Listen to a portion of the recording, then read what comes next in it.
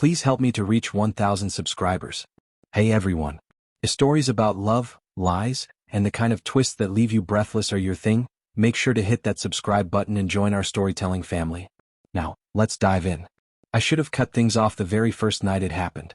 I should have shut the door, confessed, cried, anything.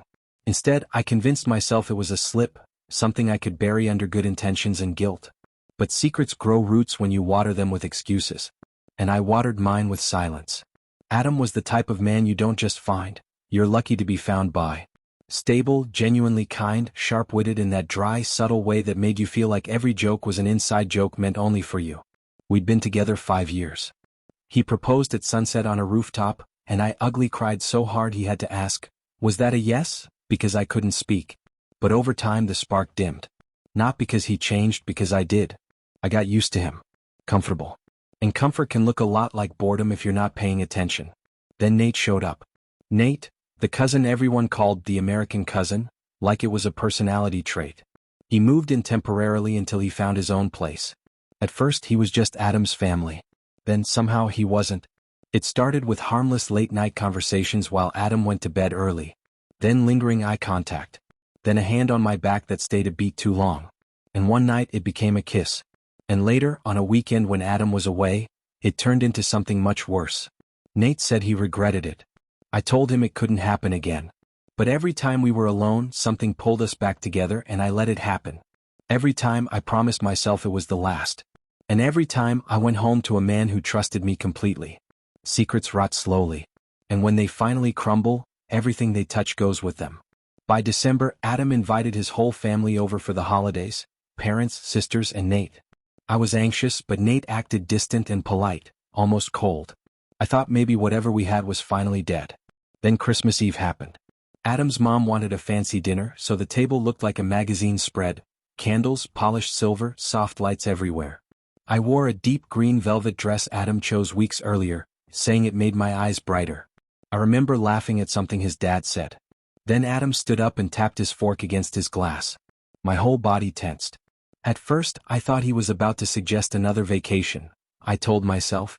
Or maybe bring up kids again. But his face, it was too calm. He looked straight at me and said, I know about you and Nate. The world stopped. Even the Christmas lights felt like they flickered in slow motion. His mom gasped. One of his sisters whispered, no way. I couldn't breathe. Nate stared at his plate like he wished he could disappear. Adam turned to him. I trusted you. Your family. Then he looked back at me. His voice was quiet, controlled. You can pack your things tonight.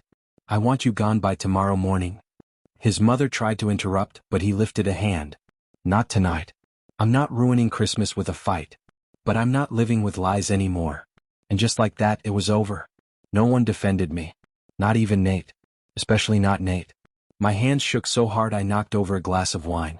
It spread across the perfect white tablecloth like a stain I couldn't clean up. That night, I packed in silence. Adam didn't yell. He didn't cry. He didn't ask why. And that silence, his silence, cut deeper than any insult could have. Before sunrise, I rolled my suitcase down the frozen steps and left the life I'd built behind.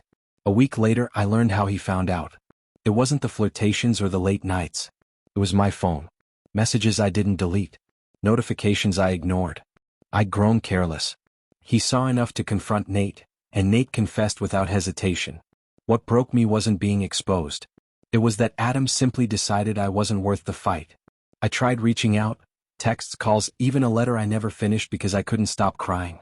He never answered. Nate moved across the country not long after. I haven't heard from him since. Months passed. I rented a tiny apartment where the silence echoed louder than any argument ever could. One day I saw Adam at the grocery store. He looked lighter. Like losing me had removed a weight from him. And me? I felt like a ghost drifting past the freezer aisle.